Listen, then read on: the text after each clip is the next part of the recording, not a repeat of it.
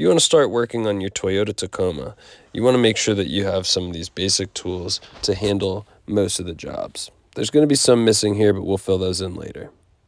An impact gun is not necessary, but it is very handy. Make sure you get one of those to attach sockets to get the job done much more easily. There are also swivel sockets to get in those hard to reach places. Let's go over each socket size and what they can do. Here's a 24. It can be used for your differential drain plugs.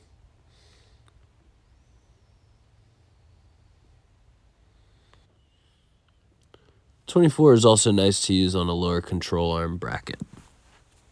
The 22 millimeter can be used for your cam bolts, which affect your alignment and hold your lower control arm on. It's nice to have a wrench and socket so that you can actually get it from both sides. A 19 millimeter is good for most lug nut applications and lug keys, as well as U-bolts. This is a U-bolt flip kit, so that's why mine are facing that way. A 19 millimeter wrench or socket is also useful on this piece here, holding onto the spindle. There is a piece of metal in there that you have to remove before you can untwist that socket or that nut.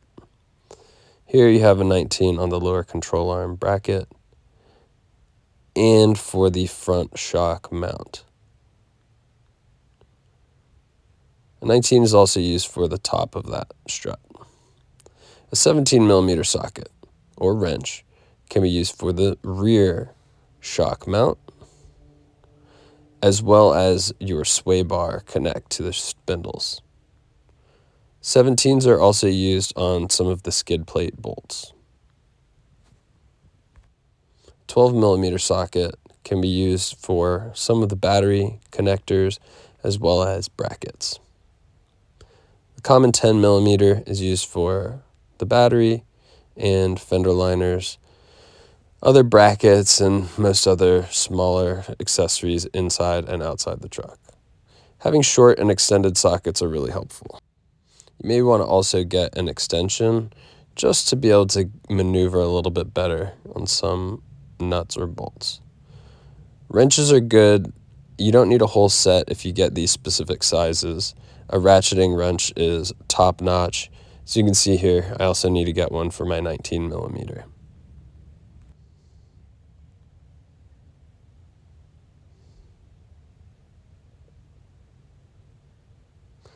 I have this ratchet that has a kind of swivel head.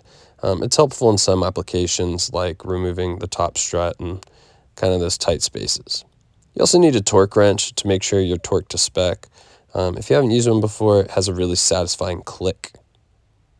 It's a breaker bar. It helps add some extra power when you're trying to twist off a nut that just won't budge.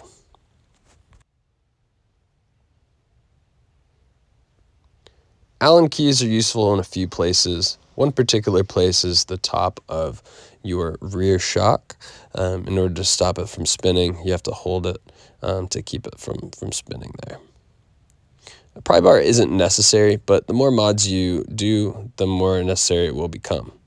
Obviously, your different types of screwdrivers are important. And some blue thread locker for when you put some nuts and bolts back together. If you're going to use hammers, a fat-headed hammer like that allows you to get way more power on a shorter swing, and then a nice mallet for the softer applications. It's time to set up your garage and get equipped. Those tools should be a nice start to work on your Tacoma.